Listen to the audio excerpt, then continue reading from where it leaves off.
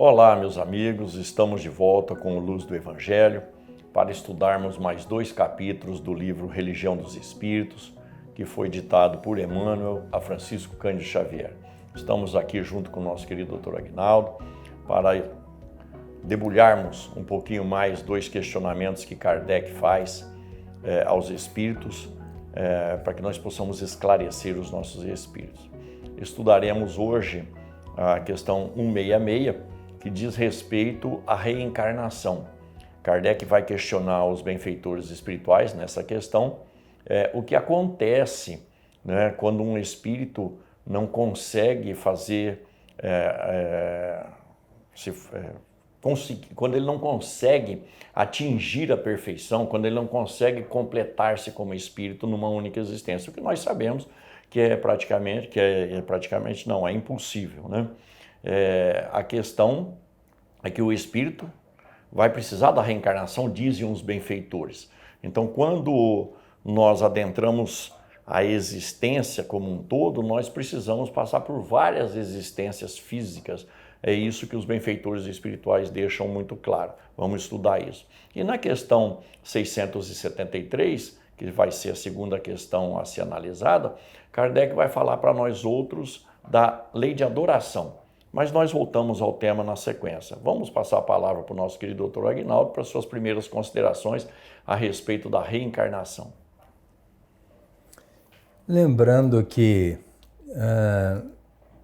nessa pergunta 166 vem consolidar a reencarnação, porque Deus é perfeito, é justo, né? E Ele quer que nós evoluamos e não pode privilegiar ninguém. Na pergunta 115, o Kardec perguntou da nossa origem e o benfeitor disse que nós somos criados simples e ignorantes, talhados para a perfeição. Agora, como é que nós vamos resolver o problema numa existência só? E na pergunta 167, que é a subsequente, então, Kardec pergunta, qual o objetivo da encarnação? Então, é bom a gente entender. E o benfeitor diz que é expiação, e nisso consiste a justiça de Deus. Só que expiação não é um sofrimento, como se dissesse, você fez, você tem que pagar. Não, mesmo porque Deus não cobra nada, e Deus é amor, é misericórdia, é bondade. Então, ele não compactua com o sofrimento. Mas entendendo que ex é extrair, colocar para fora. Pia é pureza. Então, a expiação significa nós tirarmos a pureza que existe dentro de nós e colocar para fora. Porque, é bem da verdade, nós fomos criados simples e ignorantes, mas com, entre aspas, uma pureza profunda, não tínhamos maldade, não tínhamos nada de errado. Só que à medida que a gente vai reencarnando, vai deixando o instinto para entrar na sensação e depois o sentimento, surge nesse intermédio a consciência. A gente passa a saber o que é certo, o que é errado. E aí vem o livre-arbítrio, que a gente vai poder decidir. E Deus, que é perfeito, não poderia deixar uma criatura sem o direito de decidir, porque aí ficaria uma coisa coercitiva, tem que ser. Mas se Deus tem um livre-arbítrio, por que Ele não dá para nós o livre-arbítrio? Então seria incompatível. E Ele dá. Agora, nessa de criar o livre-arbítrio, nós vamos decidir o que caminho que nós vamos tomar. Tem aqueles que decidem pelo caminho correto, vai encurtar essa trajetória evolutiva. E tem aqueles que decidem por um caminho sinuoso e muitas das vezes deixando-se envolver pelos espíritos das trevas, que tendem também a nos colocar numa situação embaraçosa. Eles se comprazem na nossa desdita. Agora, se nós vamos ouvi-los, ouvir os benfeitores espirituais, que Deus também dá por misericórdia e amor, como protetores nossos, é uma decisão nossa, não é, Navarro? Verdade, essa questão do livre-arbítrio é muito interessante porque está em nossas mãos a construção.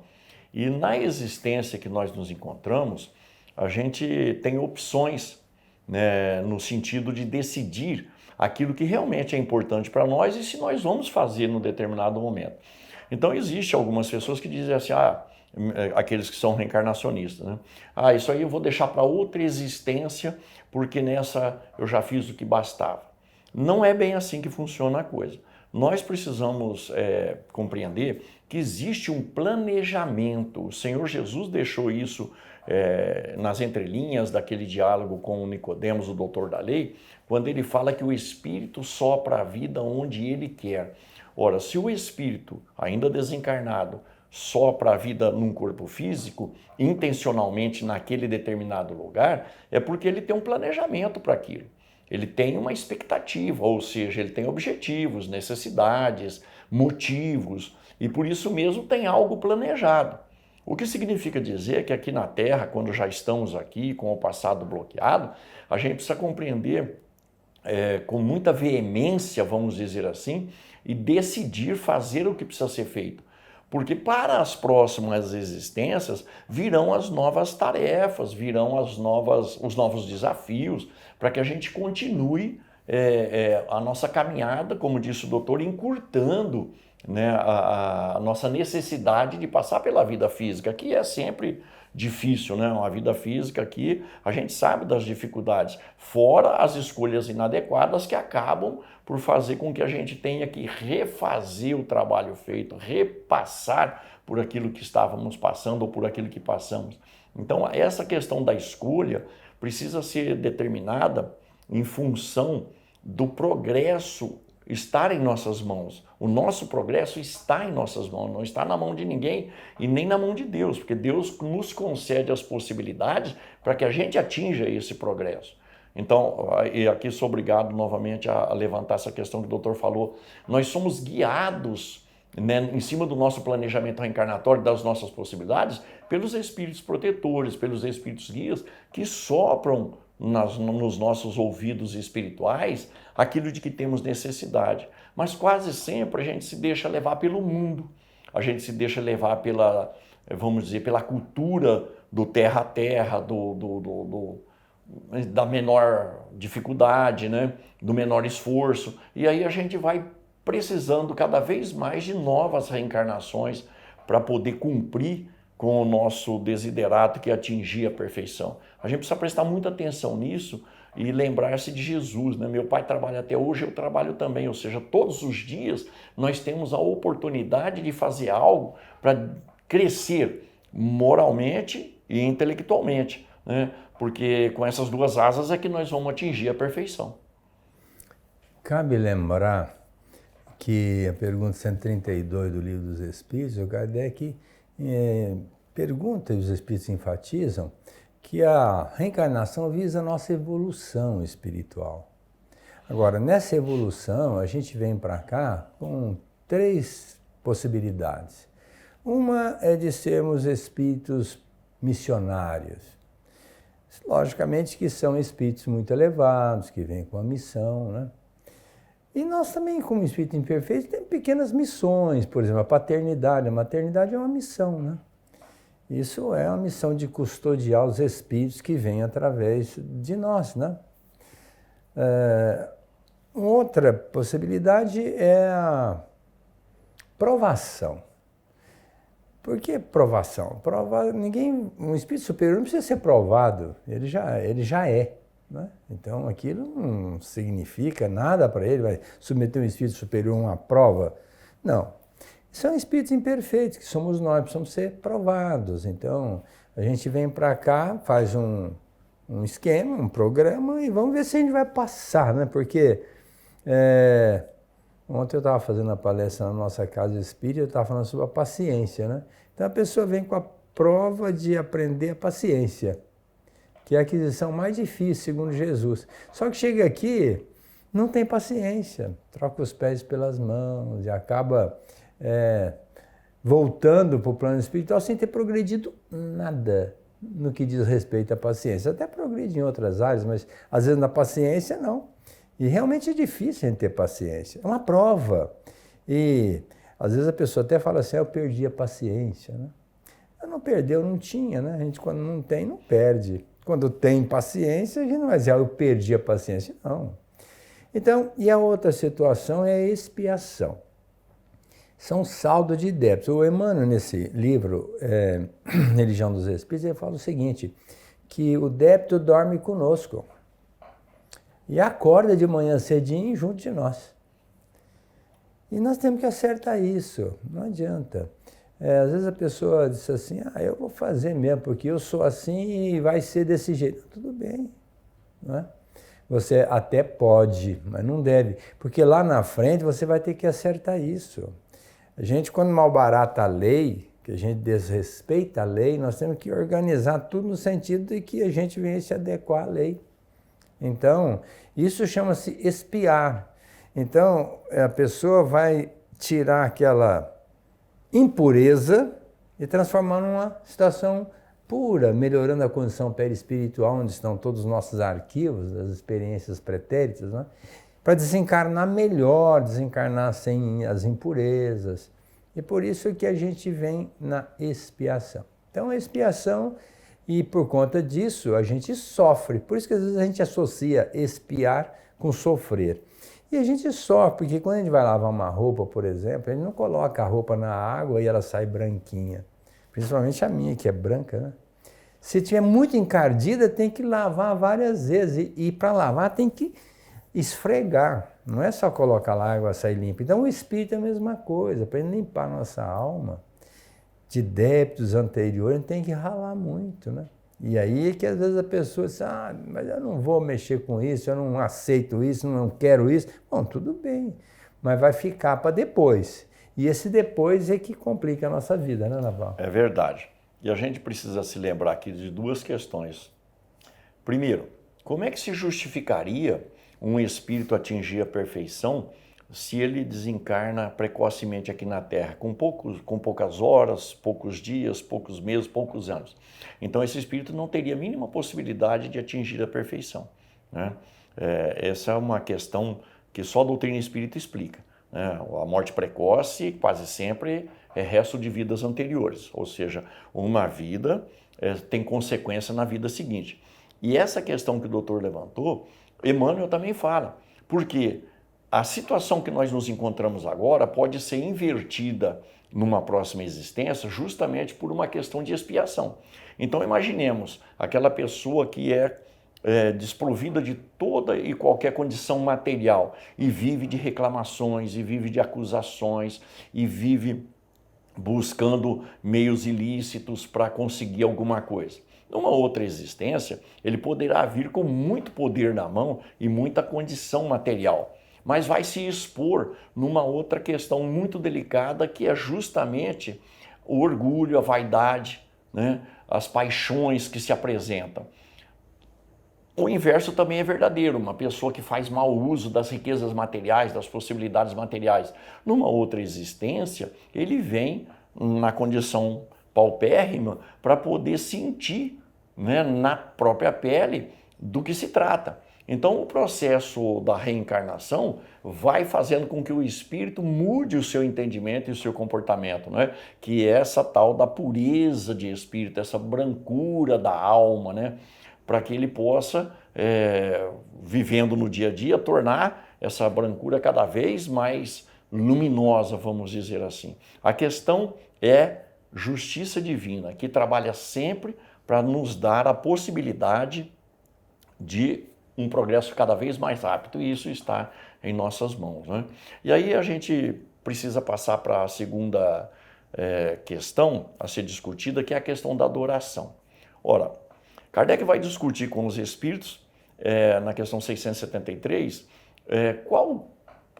estamos aqui interpretando a pergunta, né? Porque está se falando das adorações no campo dos sacrifícios ou das oferendas, que nós estamos habituados a isso há séculos, né? Se não há milênios, a doar coisas para a divindade através desse ou daquele cerimonial. Kardec vai perguntar se não seria mais útil aplicar isso em relação à própria sociedade, aos mais favorecidos, né? Aos menos favorecidos. E os mentores espirituais vão nos dizer que o que agrada mais a Deus é o bem que se pratica. mas em tudo deve-se levar em consideração a intenção. Fala um pouquinho para nós sobre isso também, doutor, por favor. A coisa, sim, tem que esclarecer bem, porque quando, em épocas passadas, se ofereciam os sacrifícios, a gente já fica assim meio chocado, matar um animal para oferecer para Deus, né? Mas oferecia-se o filho, foi o Abrão, pai Abrão, né? Ele, numa demonstração de fidelidade a Deus, ele ia matar o próprio filho, como sacrifício. Eu vou dar a vida do meu filho para o Senhor para dizer que eu sou fiel. Depois, logicamente, que isso não agrada a Deus, nem matar um animal, e até o Kardec ainda pergunta, não seria melhor dar então uma fruta, né? Ao invés de um animal, que aí não tem que matar o animal, pega a fruta e oferece a Deus. Quer dizer, aí vem a questão da intenção. Será que Deus iria cobrar do Abrão se ele matasse o filho como um assassino? Não, eu tenho absoluta certeza que não. Porque a intenção dele não era matar o filho. A intenção é que naquela época o costume era de ser fiel a Deus. Eu estou com Deus e não abro. Obediente. Obediência, né, Naval? Então, ele iria matar o filho. Qual que é a intenção dele para com Deus? De fidelidade, de obediência, de dedicação. Eu estou com o Senhor. Quer dizer, veja, um ato extremo. Deus iria passar por cima. Agora eu vou doar uma fruta. Vou doar uma fruta.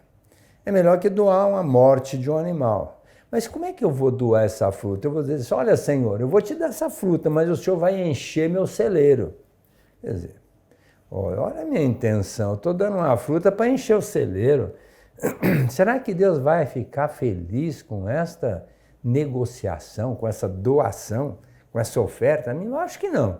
Deus iria dizer, mas olha, como o Aguinaldo é egoísta, vai me dar uma fruta e quer que eu encha o celeiro dele. Então, nessa situação é mais grave do que matar o próprio filho, eu acho, porque o outro é fiel e que está fazendo uma coisa, mas de total fidelidade ao pai, de doação plena. E eu não, já estou fazendo uma doação no sentido de me locupletar às expensas da bondade de Deus.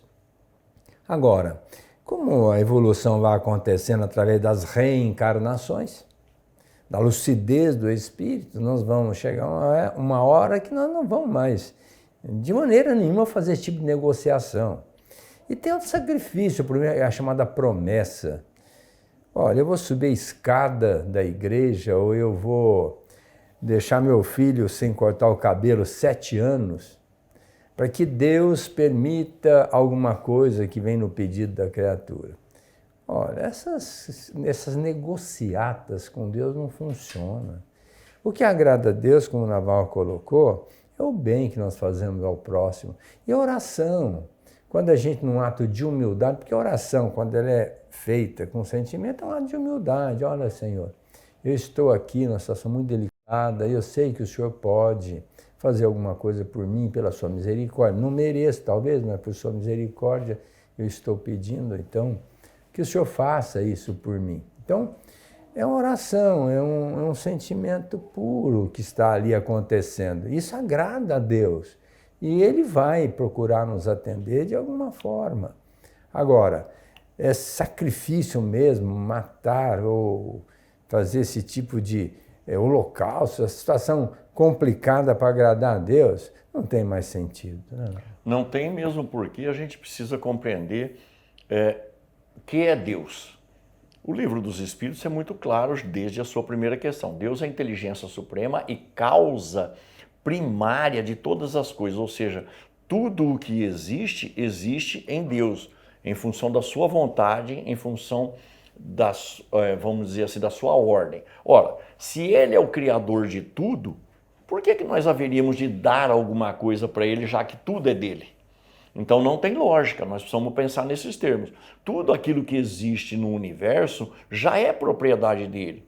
Consequentemente, o que está ao meu alcance é dado para mim no sentido de eu fazer bom uso disso. E não há melhor uso daquilo que está em nossas mãos e nas nossas possibilidades do que fazer para o próximo aquilo que nós gostaríamos que fosse feito para nós mesmos, segundo propõe o Senhor Jesus. Então, esse entendimento da adoração, do sacrifício e, por consequência, das promessas, porque os estudiosos de religião vão explicar como é que isso aconteceu, né? No começo, a gente começa a descobrir, há milhares e milhares de anos atrás, a gente começa a descobrir as forças naturais. E a gente dá para essas forças naturais uma origem. Para cada fenômeno, uma potencialidade diferente, ou seja, para cada fenômeno que acontece no mundo físico, um Deus diferente. Aí aparecem os muitos deuses, né? Moisés vai falar que só tem um, que é aquele que está acima de todos aqueles que nós criamos.